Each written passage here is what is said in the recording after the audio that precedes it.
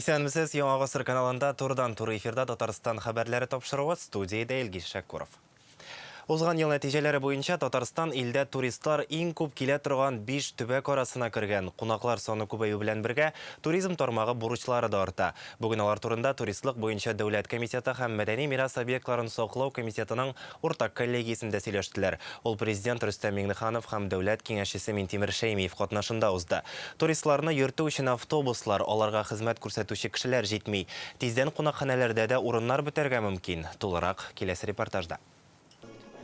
Туристлар өчен чагыштырмача яңа транспорт түрі һава шарлары бу оешма 3 елда 1000ләп кунакны һавага күтәргән. Настоящие полеты. Зөя, Питрәш, Биектау районнары буйлап сәяхәтләр оештырабыз. Мәдәни мирасны өстен күзәтү аеруча кызык бит. Россиянең башка төбәкләре хәтта чит илләрдә дә очышлар ясала. Бу ял төренә кышында ихтыяҗ зур. Татарстанга узган ел 4 миллионга якын турист килгән, яшәү, туклану, транспорт, сатып алулар һәм күңел ачуларга 39 миллиард сум акча тотканнар. С такой динамикой роста туристического потока. Киләчәктә дә туристлык агымы югары булса, республикада кунакханәләр саны җитмәскә мөмкин. Инвесторларны төзелешләргә җәлеп итәргә кирәк. Соңгы 3 елда республикада 500 бүлмәле 6 кунакханә ачылды. Модульле отельләрдә төзелә. Татарстанда 18 шундый үзәктә елына уртача 80 мең кеше ял итә алачак. Лаиш районында яңа проектны гамәлгә кую туристлар санын 500 меңгә арттырачак. Кама диңгезеннән ерак түгел ел әйләнәсе ял итеп була торган комплекс булачак ул. Проектлар күп, проблемалар да бар. Автобуслар җитми, су транспортында хезмәт күрсәтү өчен мөмкинлекләр аз. Увеличение количества туристов. Безгә кунаклар күбрәк килгән саен хезмәт күрсәтүчеләрнең саны да артырга тиеш. Мәсәлән, 5 ел элек җәен туристлар аз дип зарланганнар иде. Ә узган елны отельләрдә эшләүчеләр җитмәгән. Кайбер урыннарда директорлар хәтта үзләре кунакларны кабул иткән. Бу мәсьәләләрне чишү өчен ярдәмгә студентларны җәлеп иттек. Туристлар өчен мәдәни мирас объектлары кызыклы. Узган ел Татарстанда 25 яңа шундый объект ачыкланган. Бердәм реестрда алар 1000 Шул ук вакытта аларның 60%-ның гына документлары тиешлечә рәсмиләштерелгән. По 180 объектам. Татарстанда 180 объект кадастр исәбенә кертелмәгән. Бу бинаның документлар нигезендә рәсми рәвештә сакланмавын аңлата. Район башлыкларына әлеге объектлар турындагы мәгълүматны тиз арада Росреестрга бирергә кирәк. Туристлар өчен иң популяр урын булып Казан Кирмәне Зөя утрау шәһәрчеге Болгар кала. Мы уже встали на этот путь. И это, знаете ли, это показатель того, что мы подготовлены для того, чтобы, как говорится, сохранить, что есть, и как передавать свое материальное и нематериальное наследство в будущем поколению. Это величайшее дело. Яңа туристлык юнәлешләрен үстерү максаты тора. Моның өчен бүген аталган һәр проблемалы сорау буенча 3 ай эчендә карарлар әзерләнергә тиеш, диде Рөстәм Миңнеханов. Вопросы гостиниц. Подготовить площадки, где у нас они будут. Нам в первую очередь это Казань, это Булгары и, конечно же, Чистополь. Вот эти площадки должны быть обеспечены инженерной инфраструктурой. Кайбер мәсьәләләрне грантлар белән хәл итү күздә тотыла. Кадрлар әзерләүгә, ресурс үзәкләр игътибарны арттырырга тиеш, ди президент. Рүзәл Шарипов, Гөлнас Сәйфетдинова, Гадел Миндубаев, Яңа Гасыр каналы. Бүген Казанның Яңа Татар бистәсе зиратында татар халкының бөек шәхесләрен искә алдылар. 16 гыйнвар танылган җырчы Илһам Шакировның үлгән көне. Аның арабыздан киткәненә 4 ел. 15 гыйнварда моңлы сандуга Шәлфия Авзалованың туган көне. Исән булса, аңа 90 яшь тулган булыр иде. Бүген хезмәттәшләре һәм тугры тамашачылары татар халкының легендар шәхесләре каберләренә чәчәк китерде, хатирәләрен яңартты. Әгузу биллаһи минәш шәйтанир раҗим. Илһам Шакиров 2019 елның 16 гыйнварында арабыздан китеп барды. Исән булса, аңа 88 яшь тулган булыр иде. Татар җәмәгатьчелеге 4 ел буе аның каберенә изне суытмый. Үлгән көнендә дә, туган көнендә дә чәчәкләр китерәләр. Татар халкы арасында, әлбәттә, бердән-бер кеше булгандыр, үзе исән чагында. Аңа төрле милләт вәкилләре дә, үз милләт вәкилләребез аңа бөек кеше дип, бөек шәхес дип әйтәләр. Илһам абый безнең өчен бөек җырчы. Ул безнең өчен җырчы да, коллега да, үрнәк тә.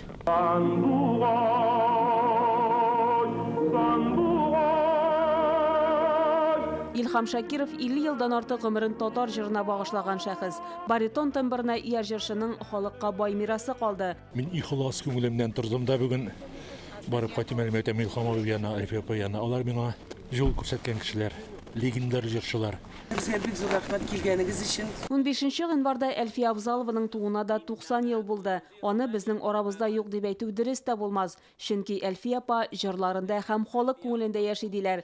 Бүген аны искә алырга якыннары җыелды. Безнең яшьлек елларыбыз үсмер вакыттан алып инде үзебезнең җыр-моңга гашык булган вакыттан алып Илһам абый белән Әлфия апа рухында тәрбияләндек. Безнең буын аларның иҗаты чәчәк аткан чорга туры килде. Без алар җыры белән үстек һәм шушы моңнар белән без яшибез. Әлфия апа белән һәм Илһам абый белән миңа Габдулла Тукай исемендәге Татар дәүләт филармониясендә 39 ел бергә эшләргә насыйп булды.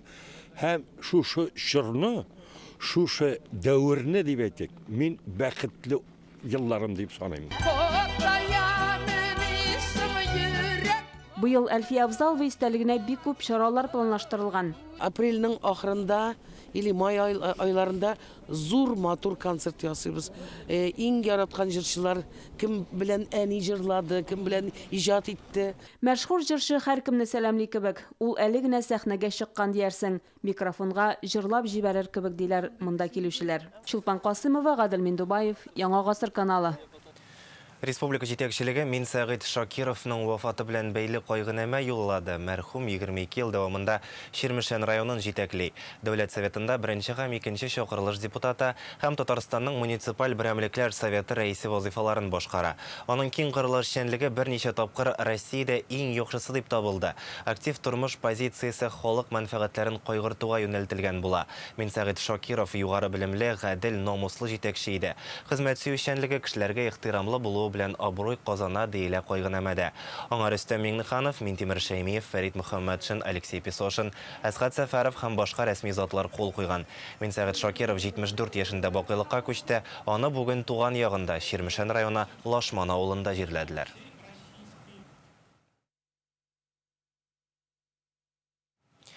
Казанда машиналарын яшел зонага куючылар арткан. Узган ел 40 мең шундый хукук бузу теркәлә. Ишегалларына рөхсәтсез киртә яки шлагбаум урнаштыру очраклары 2 тапкырга күбәйгән.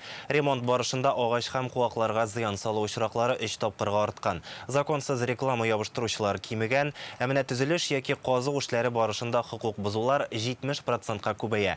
Биналарның түбәсе кар һәм боздан, урамнар кардан тиешенчә чистартылмау белән бәйле 400-дән артык хукук бузу теркәлгән.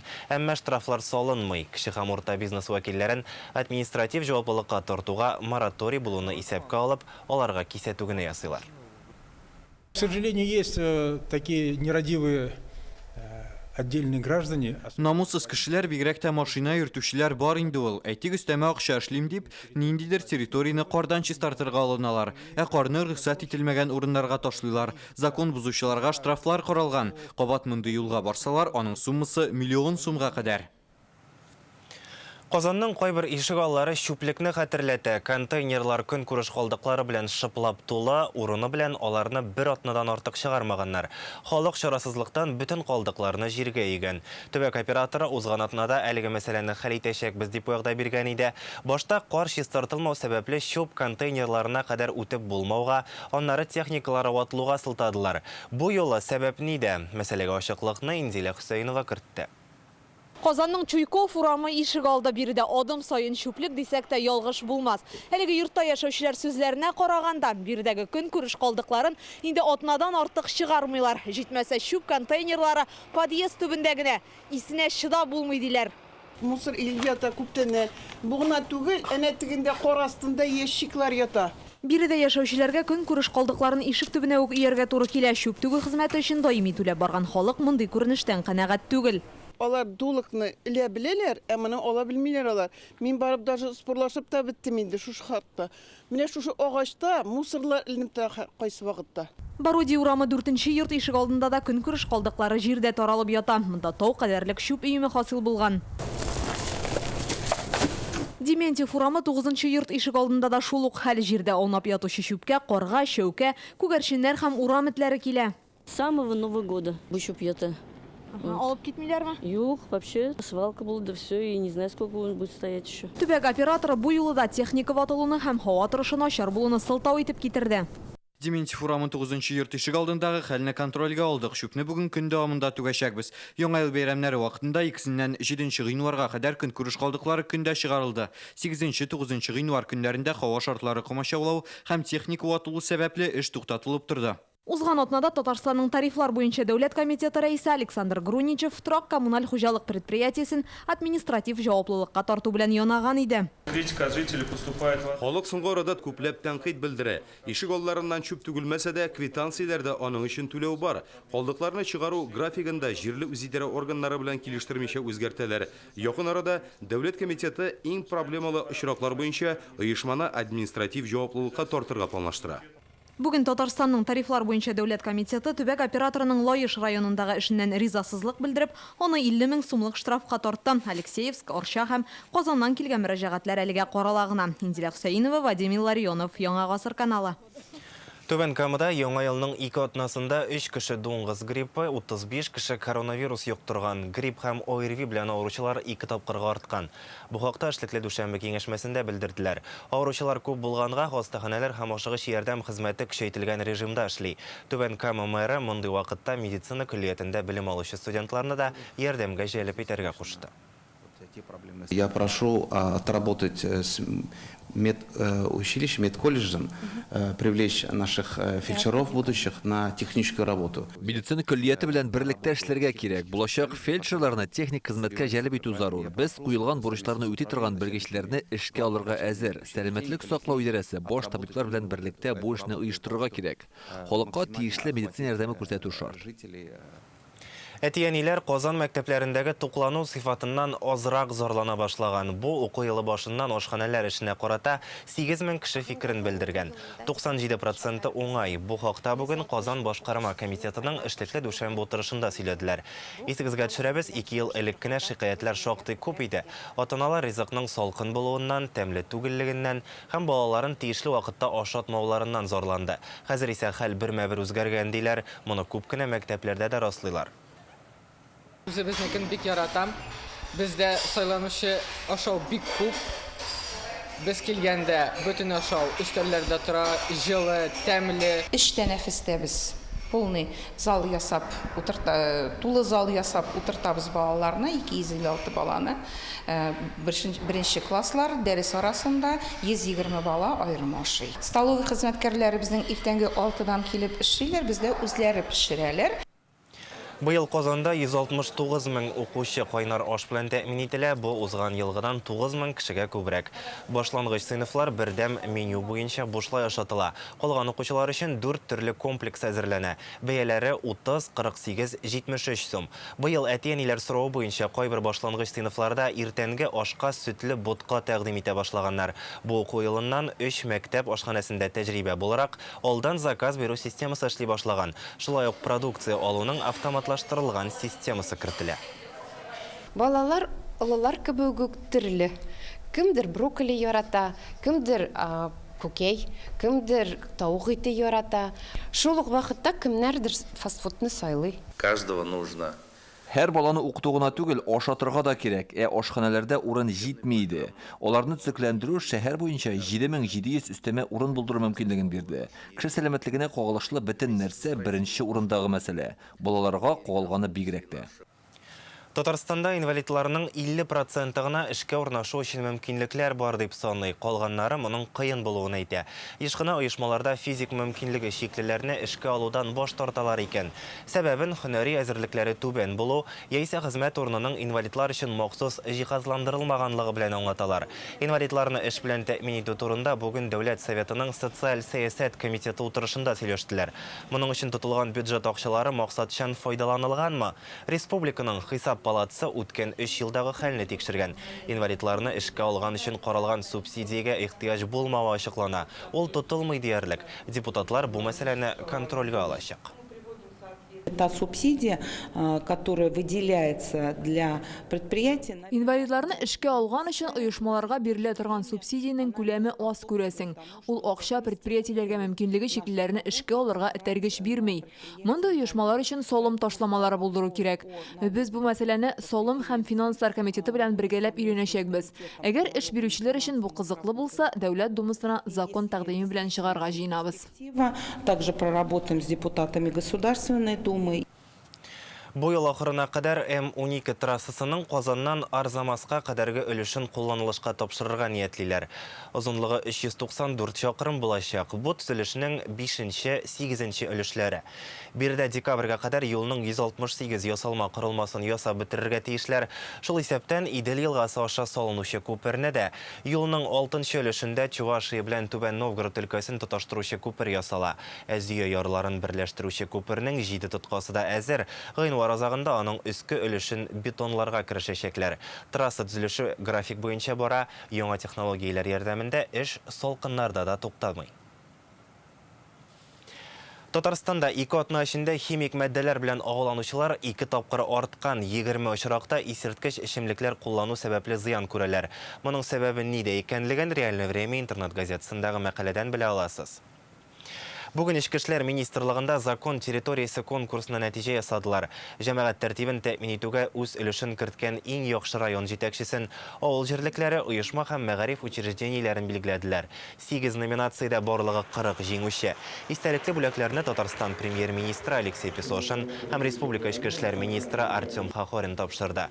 Район һәм шәһәр территориясендә хукук тәртибен тәэмин итүгә керткән өлеше өчен номинациясендә беренче урынны Ярчаллы шәһәре мэры Ноэль Мәхтиев алды. Икенчедә Казан башлыгы Илсур Метшин, өченчедә Яшел Үзән җитәкчесе Михаил Афанасьев. Үсеп килүче буынны тәрбияләүгә керткән өлеше яшьләр һәм яшүсмерләрдә җәмгыятьнең хукукый нигезләренә хөрмәт номинациясендә Казанның 179-нчы гимназиясе директоры Эльвира Наумова бүләкләнде. Бу көннәрдә Казанда чираттагы халыкара дәрәҗәдәге чара бара, башкалада ислам илләре һәм Татарстан командалары арасында хоккей турниры уза. Бүген аның 3нче көне иде. Әлеге спорт чарасын узган ел Казанда узган Россия ислам дөньясы халыкара саммитында оештырырга тәкъдим иткән булганнар. Ярышта ир-егетләрнең 12, ә хатын-кызларның 5 командасы көч сынаша. Алар Берләшкән Гарәп Әмирлекләре, Сугуд Гарәбстаны, Иран, Бәхрәйн, Казакстан, Төркмәнстан һәм башка дәүләтләрдән. Җылы яклардан килгән спортчылар Казанның салкын бузында үзләрен ничек хис итә? Безнең репортаж. Уен башланырга санаулы минутлар калган. Киенү бүлмәсендә эш кызу. Акбарсның өстәмә составы егетләре җитди әзерләнәләр. 2 көнлек Берләшкән Гарәп Әмирлекләре спортчылары белән уйнасалар, бүгенге көндәшләре Иран командасы. Җылы яктан килсәләр дә, хоккейчылар сынатмый ди безнекеләр. Былай уеннары буенча карасак, бер дә аларның бузлар юк дип әйтерлек түгел. Барысы да менә килгән дәүләтләрдән командалар яхшы җитешә уенчылар. Барысы да бик югары дәрәҗәдә уйныйлар. Беренче минутларда ук уенның гади булмаячагы аңлашылды. Акбарс үз данын саклап калырга тырыша, Иран җылы якта да хоккейны оста уйнап булганын күрсәтергә тели. Мөселманнар белән уйнау кызыклы тәҗрибә. Бузда дустана мөнәсәбәт хөкем сөрә. Без Татарстанда беренче тапкыр тагын килергә тырышабыз. Бүген Иранның хатын-кызлар командасы да бузга чыкты. Алар Сугуд Гарәбстаны белән уйный. Командалар күптән түгел генә оешкан, моңа кадәр ясалма бузда гына көч сынашканнары булган. Мин Россиядә беренче тапкыр Казан мине таң калдырды. Шәһәрегезгә, кешеләргә сокланам. Сезнең шәһәрегез хоккей белән шөгыльләнү өчен төзелгән кебек. Бу турнирга чакыру килгәч, Татарстанда булгач барачакбыз дидек. Халыкара турнирның Татарстан һәм ислам илләре арасында узуын исәпкә алып, биредә барлык шәригать кануннары да саклана. Катнашучылар өчен шундый намаз уку урыннары оештырылган. Алар бүленеп куелган, эчендә намазлыклар да бар, ә уеннарны исә намаз уку вакытлары белән туры китермәскә тырышалар. Беренче тапкыр уздырылучы бу турнир дәүләтләр арасында тәҗрибә уртаклашуда. Сугуд Гарәбстаны командасы составында безнең республика кызлары да бар. Бер-беребезне беренче көннән үк яхшы аңлыйбыз диләр. Хоккей кагыйдәләре әлбәттә бар җирдә дә бер тигез, ләкин сөйләшү буенча именно команданы настраивать иткәндә башка төрле үзенчәлекләре бар. Ойын нәтижесі бойынша Иран қызлары үстінірек болып шықты. Ике командадан да ең яхшы ойыншыларны билгеләделәр. Оларға медаль түгел, қолфақ бүләк итәләр. Миңа монда барысы да ошый, мин бик бәхетле. Истәлеккә шундый баш киеме дә бирделәр. Рәхмәт, Татарстан.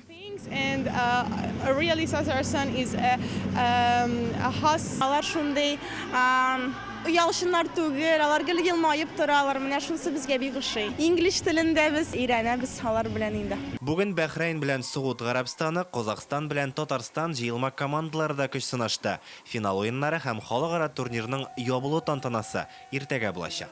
Илгиз Шәкуров, Данил Филатов, Яңа Гасыр каналы. Казанда халык яратып өлгергән 30-га якын татар җыры яңа яңгырашта тәкъдим ителәчәк. 17 февральдә Пирамида концертлар залында аларны Илмир Низамов һәм аның иҗатташ дуслары башкара. Илмира Калимуллина, Сәйдә Мөхәммәтҗанова, Илгиз Шәйхразыев, Зәринә Вилданова, Алина Шәрипҗанова, Илгиз Мөхетдинов. Тамашачыга беренче тапкыр тәкъдим ителәчәк композицияләрдә булыр дип планлаштырыла. Барлык киләрне Галиәскәр Камал исемендәге театр оркестры уйнаячак. Киләчәктә бу концерт белән татарлар яшәгән башка төбәкләрдә дә барырга ниятлиләр. Бүгенгә менә шундый яңалыклар иде. Исән-имин булыйк.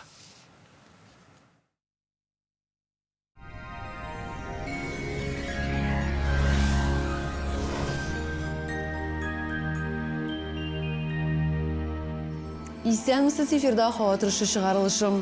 Җөмһүриятебездә антициклон хөкем сөрә. Температуралар түбән саклана, явым-төшемнәр көтелми. Яндекс погода мәгълүматы буенча көньяк көнчыгыштан Бөгелмә Баулы-Азнакай Әлмәттә аяз көн 11 градус салкын. Төньяк көнчыгыштан Түбән Кама Яршаллы Алабугада болытлы температура 10 градус. Төньяктан Актаныш Әгерҗе Менделеевскида аязучан болытлы һава 12 градуска кадәр суыта. Төньяк көнбатыштан Арча Кукмара Балташта болытлы температура 10 градус салкын. Көньяк көнбатышта Болгар-Буа Чүпрәлдә болытлы урыны белән кар явачак 9 градус салкын. Чиста Нурлатмадышта аяз, явым-төшемнәр көтелми, температура 10 градус. Юлларда бозлау һәм кар көртләре зинһар өчен игътибарлы булыгыз. Сезнең өчен яңа бер мәгълүмат. Санчи бөтен организмның эшчәнлегенә уңай йогынты ясый. Энергия бирә, йокыны яхшырта, баш авыртуларын, хроник авыруны бетерә, кәефне күтәрә. Санчиның файдасы гасырлар белән саналган, юкка гына аны Кытай медицинасының хәзинәсе димиләр. 20 гыйнвар көнне Фармленд аптекаларында санчига 20% ташлама. Телефон 8927 236 71 75. Сайты sanchi.rf. Мәркәзебез Казанда аязучан болытлы һава, явым-төшемнәр көтелә. Температура көндез 8-10 градус салкын, төнлә 16 градуска кадәр суыта. Җил төньяктан уртача тизлектә. Атмосфера басымы төркемеш баганасының 768 мм тәшкил итә. Һаваның чагыштырмача дымлылыгы 78%. Җирнең магнит кыры тыныч. Һава торышы турында әлегә менә шулар иде. Безнең каналда калыгыз.